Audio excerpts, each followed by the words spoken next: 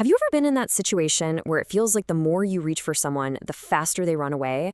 It's this exhausting push and pull, a chase where nobody really wins. It happens all the time. And today, we're going to break it all down. What it is, why we do it, and most importantly, how to finally stop.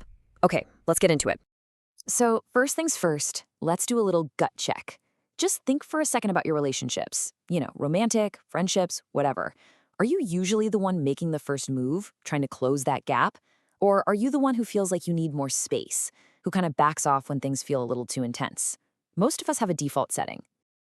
This whole pattern, it actually has a name. It's called the pursuer-distancer dynamic, and it's this incredibly common and often maddening dance that a lot of us find ourselves in, whether we're the one chasing or the one being chased.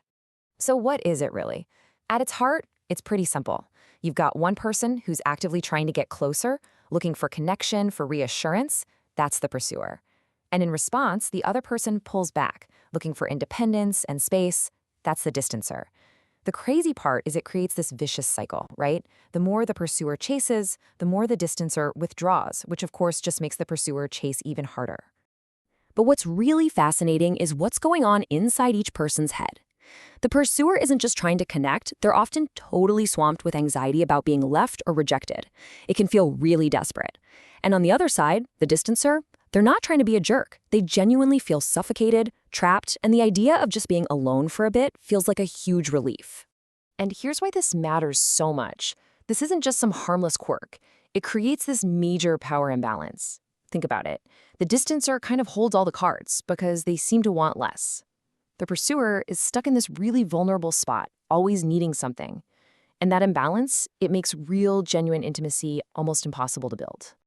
Okay, so we see what it looks like on the surface, but let's go deeper. What's actually happening underneath? What's the psychological engine that keeps someone chasing, even when it's obvious it isn't working? Let's dig into the research.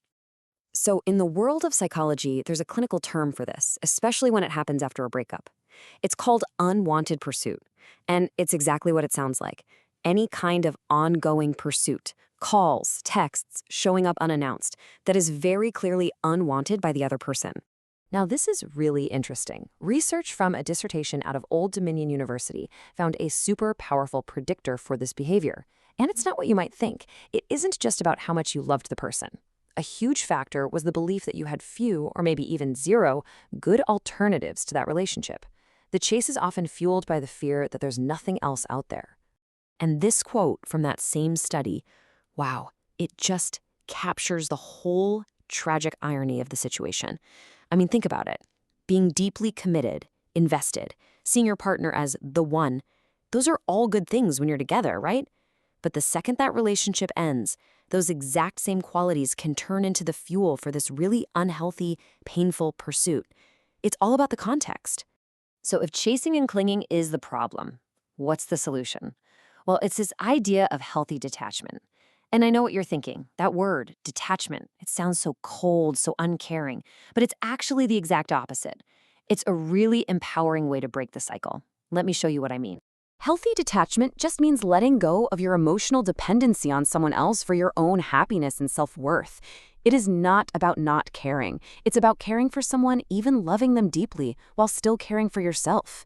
It's finding that sweet spot where you can be totally connected to someone without your entire world crashing down if they don't text you back right away. You don't lose yourself. Okay, so this all sounds great in theory, but how do we actually do it? How do you practice this? Well, we've got a practical toolkit for you. We're going to walk through 5 real, actionable steps to help you build this healthier mindset. All right, let's break these down. First up, you've got to redefine what connection means by putting your own needs on the table and setting some real boundaries. Second, you start practicing mindfulness, just noticing those anxious feelings without needing to immediately act on them. Third, you learn to love with detachment. That means you accept that other people are their own people. You can't control them. You love them and you love yourself enough to stay you. Fourth is the tough one. You navigate letting go by accepting the things you just can't change. And finally, and this is the best part, you embrace personal growth. All that energy you were spending chasing, you get to reinvest it back into yourself.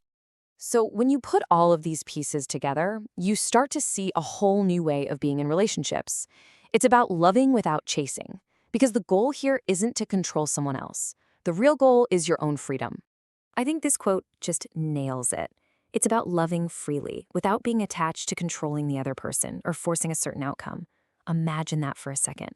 Moving from, I need you to be this way so I can feel okay, to, I can be okay on my own and I can love you freely, just as you are. And that really brings us to the final thought I want to leave you with. When you stop pouring all of your time and energy into chasing, you create all this new space in your life, space that used to be filled with anxiety and waiting and wondering. So the question is, what could you build in that space? What new passions, friendships, or sense of yourself could you discover when you're no longer running after somebody else?